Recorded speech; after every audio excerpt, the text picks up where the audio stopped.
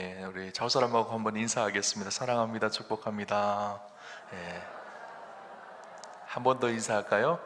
새벽에 보니 몰라보겠습니다. 그렇게 한번 인사할까요? 귀한 새벽에 함께하여서 얼마나 감사한지 또 얼마나 기쁜지 모릅니다. 하나님 주시는 풍성한 은혜가 귀한 새벽에 함께 하시기를 주님 이름으로 축원합니다. 계속해서 이 특세 기간 동안에 그리스도를 만난 사람들이 어떻게 변화하였는지, 또 하나님께서 어떻게 찾아가셔서 그들의 인생을 바꾸셨는지 함께 나누고 있는데요, 오늘은 사마리아 성의 우물가의 여인의 이야기입니다. 오늘 그 여인을 만나셨던 주님이 저 여러분의 인생 가운데 찾아오셔서 우리를 만나시는 그런 풍성한 은혜가 있으시기를 주님 이름으로 축원합니다. 이 글은 누가 쓴 글일까요? 한번 생각을 해보십시오. 나는 한 여성이 지닐 수 있는 모든 것을 가지고 있습니다. 나는 젊습니다. 나는 아름답습니다. 나는 사랑에 굶주리지도 않습니다. 하루에도 수백 통의 팬네트를 받고 있습니다. 나는 건강하고 부족한 것이 아무것도 없습니다. 미래도 보장되어 있습니다. 그런데 웬일일까요? 나는 이렇게 공허하고 이렇게도 외롭고 이렇게 불행합니다. 누가 쓴 글인가 하면요, 마를린 먼로가 쓴 글입니다. 우리가 잘 알듯이 그는 부유하였습니다. 아름다운 여인이었습니다. 세상의 모든 사람들의 사랑을 받고 있었던 사람입니다. 그러나 그의 인생은 늘 불행하고 늘 힘들고 늘 공허하고 늘 어려웠던 것 같아요. 그래서 그가 3번의 결혼을 하고 3번의 이혼을 합니다. 그리고 36살의 젊은 나이로 스스로 생을 마감하죠. 이 여배우가 죽기 전에 남긴 짧은 글에 보면 이렇게 기록을 합니다. 나의 인생은 파장하여 문을 닫는 해수욕장과 같습니다. 파장하여 문을 닫는 해수욕장과 같은 것이 자기의 인생이었다는 거예요.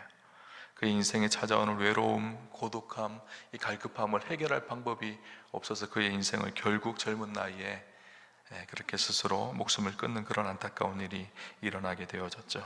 오늘 성경에도 보면 이렇게 외롭고 고독하고 영적 갈망이 있는 한 여인의 이야기가 기록되어져 있습니다. 바로 사마리아 성에 있는 한 여인 이야기이죠.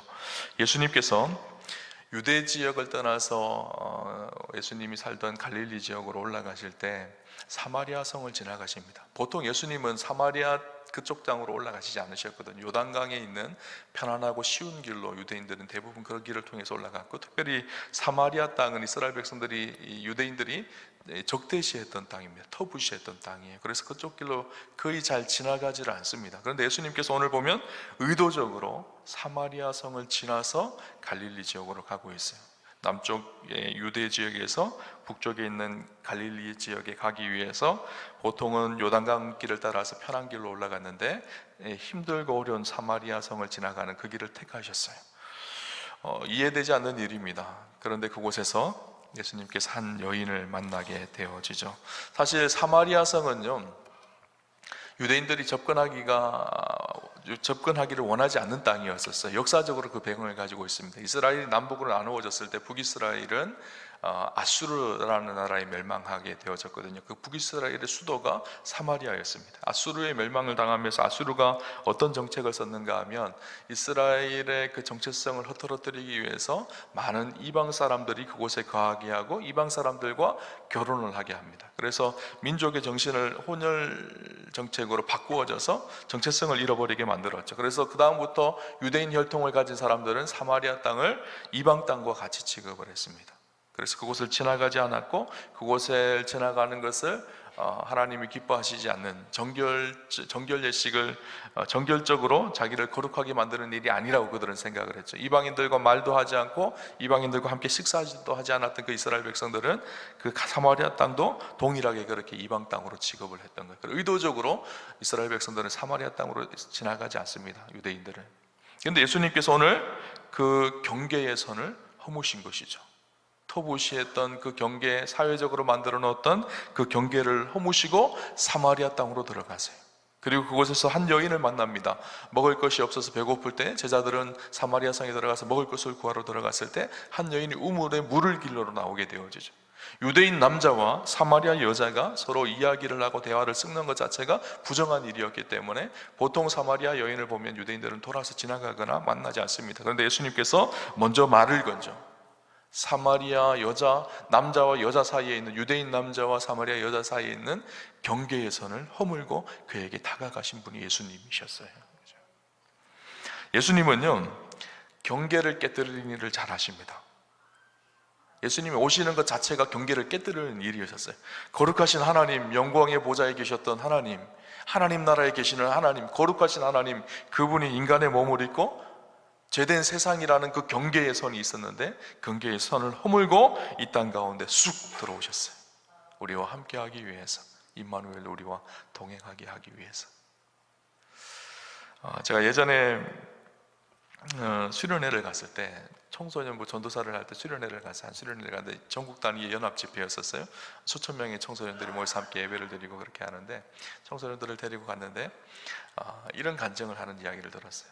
한 청소년이 수련회를 교회에 따라서 그 집회에 참석을 하게 되어진 거예요.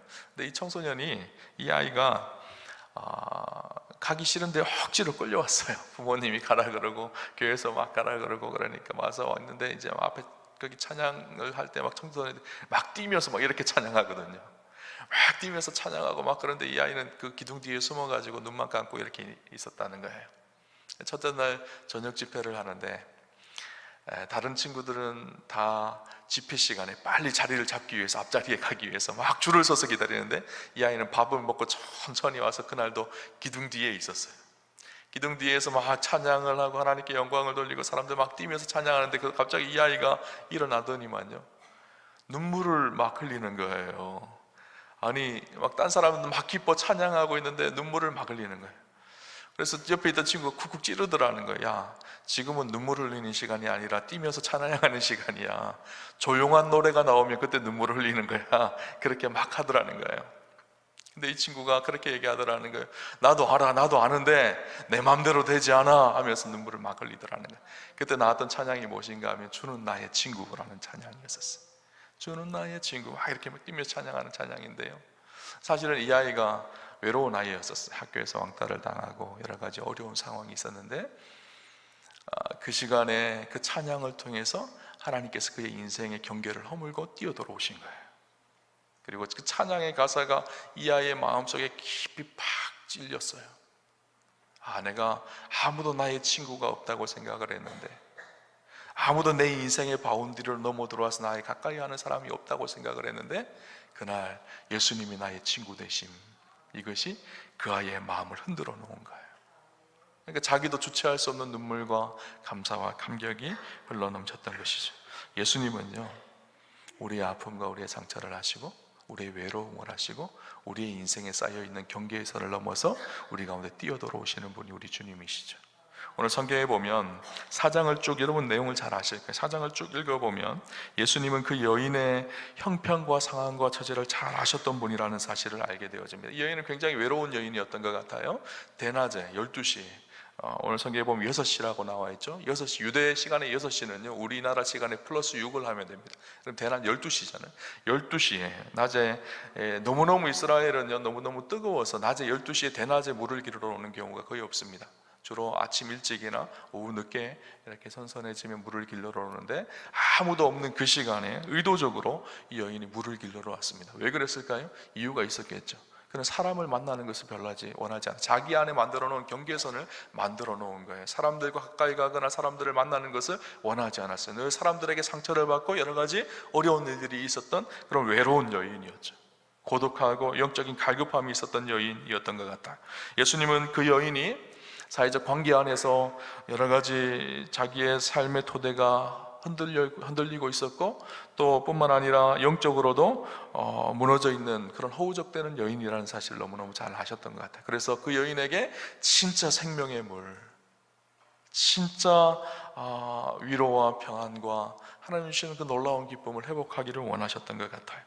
그래서 변함없는 그 하나님의 사랑을 그 여인에게 주기 위해서 그 여인에게 말을 겁니다. 그러면서 물을 좀 달라는 것이었었어요. 이 물을 좀 달라라는 이야기는 당시 유대인 남자가 사마리아 여인에게 할 수 있는 이야기, 말을 거는 것 자체가 사실 이해되지 않는 일이었죠. 그래서 여인이 깜짝 놀랍니다. 어떻게 당신 유대인 남자가 나 같은 사마리아 여인에게 말을 겁니까? 말을 합니까? 물을 달라고 합니까? 그렇게 이야기를 하죠. 그때 예수님께서 알 수 없는 말씀을 하십니다. 10절을 보면 이렇게 얘기하시죠. 예수께서 대답하여 이르시되 내가 만일 하나님의 선물과 또 내게 물 좀 달라 하는 이가 누구인 줄 알았더라면 내가 그에게 구하였을 것이요 그가 생수를 내게 주었으리라. 네가 하나님의 선물이 무엇이고 또 지금 내가 물 달라고 하는 내가 누구인지를 알았더라면 내가 물을 주는 것이 아니라 나에게 오히려 찾아와서 물을 달라고 하였을 것이다. 그렇게 이야기하고 있는 것이죠. 이 여인은요, 예수님이 누군지를 잘 몰랐어요. 지금 보니까 누군지는 알겠죠. 그런데 예수님이 어떤 사람인가 하면 유대인 남자라는 것으로 예수님의 겉모습만 알고 있었죠. 그러나 예수님이 진짜 누구인지를 알지 못했던 거예요. 그래서 예수님께서 뭐라고 얘기하시는가 하면 내게 물 좀 달라 하는 네가 누구인지 알았더라면, 이렇게 이야기하고 있죠. 이 알았더라면, 이 말은 무슨 말일까요? 예수님이 진짜 지금 영적으로 궁핍하고 외롭고 고독하고 어려움 속에 있는, 영적인 갈망 속에 있는 이 여인이 나를 알기를 간절히 원하는 마음이 그 속에 있다라는 거예요. 여기서 알다라는 말은요, 단순히 외적인 표면적인 그 안다는 의미가 아니라 그분이 누구인지를 깊이 아는 거예요. 야다라는 말이죠. 그분을 깊이 알고 그분을 느끼고 그분을 누리는, 그래서 그분으로부터 나오는 영원한 생명수, 그 은혜를 기뻐 누리는, 그 만족함을 누리는 여인이 되기를 원하시는 예수님의 마음이 그 속에 담겨져 있는 것을 보게 되어집니다. 이 여인은 이 말이 무슨 말인지 잘 몰랐습니다. 그러나 생수를 내게 줄 것이다, 물을 기르러 왔던 여인이었기 때문에 이 말씀이 마음속에 다가왔던 것 같아요. 그래서 다시 예수님께 묻습니다. 11절 12절을 보니까 여자가 이르되 주여 물기를 그릇도 없고 이 물은 깊은데 어디서 당신이 그 생수를 얻겠습니까? 우리 조상 다 야곱이 이 우물을 우리에게 주셨고 또 여기서 자기와 자기 아들들과 짐승이 다 마셨는데 당신이 야곱보다 더 크니까. 이 여인은요, 지금 이 우물이 어떤 우물인지를 이야기하고 있어요. 이 우물이요, 조상 때부터 내려오는 대단한 우물인데 당신이 이 우물보다 더 좋은 것을 주시겠다는 말입니까? 이 우물이 야곱의 우물인데 2000년 역사 속에서 우리가 먹고 마시고 많은 짐승들도 마시는, 그렇게 살려냈던 그 물인데 그 물보다, 야곱보다 당신이 더 대단하신 분이십니까? 이렇게 묻고 있는 것이죠. 예수님께서 그렇게 말씀하십니다. 내가 주는 물은 마시는 자는 영원히 목마르지 아니하리니 내가 주는 물은 그 속에서 영생하도록 솟아나는 샘물이 되리라. 사실 예수님께서 이 말씀을 하고 싶으셨던 거예요. 야곱이 주는 우물은요, 예수님이 주는 우물과 완전히 다릅니다. 그 근원부터가 다르죠. 야곱의 우물은, 사람들이 좋다고 하는 그 우물은 땅에서 솟아나는 우물입니다. 그러나 예수님이 주는 생명의 물은 하나님 품에서 나오는 생명의 물이죠. 두 물은 완전히 다릅니다. 근원이 다르고 본질이 다릅니다.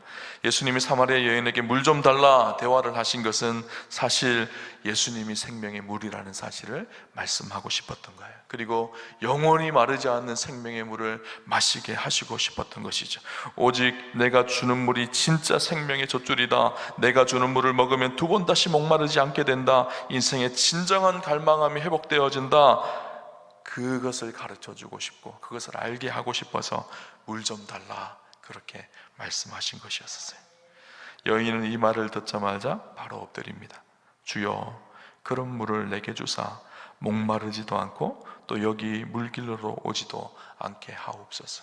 주님, 그런 물이 있으면요, 나에게 주셔서 내가 이제 목마르지 않고 다시 물길로도 오지 않도록 내 안에 그런 물을 좀 주십시오. 그렇게 이야기하고 있는 것이죠. 그때 예수님께서 갑자기 화제를 바꿉니다. 남편 이야기를 하고 있어요. 여인이 구하는 물은 주지 않고 가서 내 남편을 불러오라, 그렇게 이야기합니다. 이 여인은요, 아마 이 말을 들었을 때 깜짝 놀랐을 것 같다라는 생각이 들어요. 성경에 보니까 이 여인 남편이 5명이나 있었다라는 거예요. 그리고 그 남편들도 지금 내 남편이 아니라, 남편도 아니라, 그렇게 이야기하고 있어요. 이 말은 무슨 말일까? 이 여인은요, 외로움과 고독함 속에 그 외로움을 달래기 위해서 자기가 사랑하는 남편을 만나고 사랑하는 사람을 만나면 자기 인생의 외로움이 사라질 거라고 생각을 했던 것 같아요. 그래서 이 남자를 만나서 결혼을 하고 또 헤어지고, 또 결혼했다가 실패하고, 결혼을 했다가 실패하고, 그렇게 무려 5번이나 그런 일들이 있었던 거예요. 자기의 상처와 수치와 아픔, 그 과거가 있었거든요. 그런데 예수님께서 오늘 그 아픈 과거를 콕 집어서 이야기하고 있는 거예요. 늘 버림받고 늘 새로운 사랑을 찾아서 외롭게 고독하게 살았던 이 여인을 예수님께서 찾아가셔서 그 아픈 부분을 만지시고 계시는 것이죠. 여러분, 우리는 그렇게 생각합니다. 젊은 나이에 결혼하면, 내가 사랑하는 사람이 생기면 내 인생에 외로움이 없어지고 내 인생에 갈급함이 없어질 것이다 라고 생각을 합니다. 그러나 결혼을 하면 깨닫게 되어집니다. 결혼을 한다고 해서 내 인생의 외로움이 다 사라지는 것이 아니구나. 물론 하나님이 결혼을 통해서 주시는 축복과 은혜가 있고 함께 동반할 사람들이 주신 놀라운 은혜와 축복이 있죠. 그러나 그 결혼 속에서 우리가 완전한 행복함과 만족감을 누리지는 못합니다. 아니, 어떤 경우는 오히려 그 결혼 생활로 인해 더 고통스럽고 더 힘든 사람들도 있을 수가 있죠. 서로를 이해하지 못하고 서로에 대해서 안 좋은 감정이 쌓이고 서로가 불편해지기 시작하면 차라리 이 사람이 없는 게 낫다, 이런 생각이 드는 그런 안타까운 현실이 오늘 우리가 살아가는 현실이기도 합니다. 우리의 이 영적 갈급함과 외로움을 그것으로 풀어내지를 못하는 것이죠. 어떤 이들은 외로움과 고독함을 채우기 위해서 술을 마십니다. 잠깐이라도 그 갈급함과 외로움을 잊기 위해서 술을 마시면 해결될 것 같이 생각을 합니다. 그러나 술을 마시고 난 이후에 더 괴롭고 더 고통스럽죠. 어떤 사람은 영화를 봅니다. 영화에 심취해서 영화를 보면서 잠깐 그 영화를 보는 순간은 잠깐 그 외로움이 사라지는 것 같아 보여요. 잠깐 있거든요. 그러나 시간이 지나면 또 밀려오는 것이 외로움과 고독함과 영적 갈급함이거든요. 어떤 사람은 돈을 많이 벌어서 쇼핑하는 것을 좋아합니다. 쇼핑하면 잠깐 있거든요. 잠깐 마음이 신선해지거든요. 그런데 시간이 지나면 곧 또 외롭고 고독하고 힘들고 어려운 것이 우리의 인생입니다. 어떤 사람은 친구들과 만나 수다를 뜹니다. 친구들과 만나 수다를 떨고 즐거워 하하호호합니다. 그러면 그때는 외로움이 사라진 것 같이 느껴집니다. 그러나 조금 지나면 또 우리의 인생에 고독과 외로움이 찾아오고 영적인 갈급함이 우리의 삶 속에 있는 것을 보게 되어지죠. 오늘 예수님께서 그 여인에게 남편을 불러오라 예수님의 물음 앞에 오늘 우리의 삶을 침착하게 내비쳐 봐야 합니다. 오늘 우리의 삶에 있는 깊은 외로움, 고독함, 또 영적인 갈급함, 해결되지 않는 우리 인생의 수많은 문제들. 이 여인이 남편이 없습니다, 이 말은요, 우리에게 그대로 적용됩니다. 하나님, 그 문제를 해결할 방법이 없습니다. 우리의 어려움과 우리의 힘든 문제들 우리 스스로 해결할 능력이 없습니다. 그 고백인 것과도 같죠. 그런 의미로 보면 이 여인만 남편이 없었던 것이 아니라 사실 우리도 남편이 없는 인생이죠. 고아 같은 인생이고 과부 같은 인생이요, 우리의 인생입니다. 수많은 사람들은 그 외로움과 고독함을 해결하기 위해서 이례적인 방법을 찾습니다. 성공이라는 우물을 찾기도 하고 부자가 되는 우물을 찾기도 하고 권력이라는 우물을 찾기도 합니다. 그러나 그것에 목을 죽이면 금방은 괜찮은 것 같지만 또 목마르고 또 목마른, 마치 야곱의 우물과 같은 거예요. 야곱의 우물을 마시면 그때는 해결을 됩니다. 그러나 또 목마릅니다. 또 와서 또 마셔야 되고 또 마셔야 되고 또 마셔야 되고, 그것이 야곱의 우물의 특징이죠. 그러나 우리 주님은 뭐라고 말씀하시죠? 그런 물이 아니라 영원히 목마르지 않는 생명의 물을 너에게 마시게 할 것이다, 그렇게 말씀하고 계세요. 그죠? 세례 요한이 예수님을 만나고 그런 표현을 씁니다. 은혜 위에 은혜다. 저분은 은혜 위에 은혜다. 이 말이 무슨 말일까요? 멈추지 않는 은혜가 예수님으로부터 샘솟게 되어진다라는 거예요. 땅에서 나오는 물은 멈춥니다. 금방 목을 축이는 것 같지만 또 갈급하고 또 갈급하고 또 외롭고 또 고독한 것이. 그러나 위로부터 오는 물은요, 은혜 위에 은혜입니다. 그 은혜가 밀려오면 또 다른 은혜가 밀려오고, 샘솟는 하나님의 은혜가, 샘솟는 그 풍성한 사랑이 우리 안에 끊임없이 밀려오게 하시는 분이 우리 예수님이시죠. 오늘날도 수많은 사람들이 야곱의 우물을 찾아서 허덕이고 그렇게 살아갑니다. 야곱의 우물이 우리의 목을, 우리의 영원한 목을, 갈급함을 해결할 거라고 생각을 하죠. 그러나 야곱의 우물이 아니라 생수의 근원 대신 하나님으로부터 오는 그 생명의 물이 예수 그리스도를 통해서 우리에게 부어지는 것이죠. 우리는 인생에는 두 가지 길이 있어요. 누구나 사실 사람들은 다 갈급하고 목마르고 고독하고 외롭거든요. 그런데 그 길에서 야곱의 물을 날마다 마시려고 갈급하며 쫓아갈 것인지, 아니면 위로부터 오는 예수 그리스도로부터 오는 생명의 물을 마시기 위해서 그곳에 우리의 마음을 두고 살아갈 것인지. 빌리그램 목사님이 어느 날 미네소타 대학에서 강연을 하게 되었습니다. 강당을 가득 메운 교수와 학생들에게 호기심을 가지고 그 목사님의 말씀을 듣기 위해 온 사람들에게 이렇게 말합니다. 많은 사람들이 호기심 때문에 만남의 시간을 갖습니다. 그것은 생명으로 연결될 수도 있고 파멸로 연결될 수도 있습니다. 오늘 여러분의 호기심은 생명으로 연결되어 새로운 변화를 일으킬 것입니다. 왜냐하면 오늘의 강연 주제가 생명의 주 예수 그리스도이시기 때문입니다. 여러분, 오늘 무슨 호기심으로 살아가나요? 무엇에 마음을 두기를 원하시며 하루를 살아가시나요? 많은 사람들이 성공과 권력과 부유함, 명예, 술, 섹스, 쾌락 이런 것에 마음을 두며 그것으로 자기의 목을 죽이며 외로움을 달래려고 합니다. 그러나 오늘 우리 주님은 영원한 생명의 물을 우리에게 마시기를 원하십니다. 그 영원한 생명의 물을 마시고 영원한 기쁨과 영원한 즐거움과 행복을 그리스도 안에서 목마르지 않는 그 기쁨을 누리기를 원하시는 것이죠. 오늘 이 여인은 그 예수님을 만나고 완전한 사랑을 알게 되어지고 인생의 놀라운 변화를 경험하죠. 그래서 다시 사마리아 성으로 뛰어들어갑니다.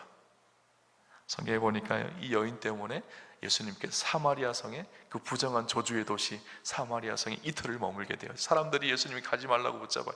그들도 이해가 되지 않는 거, 자기들도 겉으로는 괜찮은 사람들인 것처럼 보였지만 그 여인처럼 외롭고 고독하고 갈망함이, 갈급함이 있었는데, 이 여인, 자기보다 더 심하다고 생각했던 이 여인이 예수님을 만나고 변화된 모습을 보고 우리도 그 주님을 만나고 싶은 갈급함이 생겼던 것 같다. 그래서 사마리아 성에 이틀을 더 머물러 달라고 그렇게 부탁을 합니다. 예수님이 그곳에 이틀을 머물면서 그들에게 말씀을 전하시며 이 저주의 땅 사마리아 땅이에요, 예수님 때문에 축복의 도시, 행복의 도시로 바뀌어지는 놀라운 일이 일어나게 되어지는 것이죠. 여러분, 오늘도 여전히 온 세상의 생명을 살리는 생수는 예수 그리스도이십니다. 삶의 외로움과 영혼의 갈증을 근원적으로 해결하실 분도 영원한 생수 되시는 예수님이십니다. 오늘도 예수님을 만나는 자들은 사마리아 여인과 같이 목마르지 않는 축복을 누리게 되어지죠. 그분으로부터 오는 영원한 생명의 물, 멈추지 않는 은혜, 멈추지 않는 사랑을 날마다 누리게 되는 축복을 얻게 되어지죠. 저는 축복하기를 껍데기 유대인 예수가 아니라 진짜 하나님의 아들 예수 그리스도, 우리의 영원한 목마름을 해결하실 예수 그리스도, 그분을 만나는 축복이 우리 사랑하는 우암교회 성도님들과 함께 하시기를 주님 이름으로 축원합니다. 뿐만 아니라 새생명축제 우리가 품고 있는 그 영혼들이 영원한 목마름 속에 주님을 만나서 참된 행복과 기쁨을 누리는 그런 은혜가 있기를 주님 이름으로 축원합니다.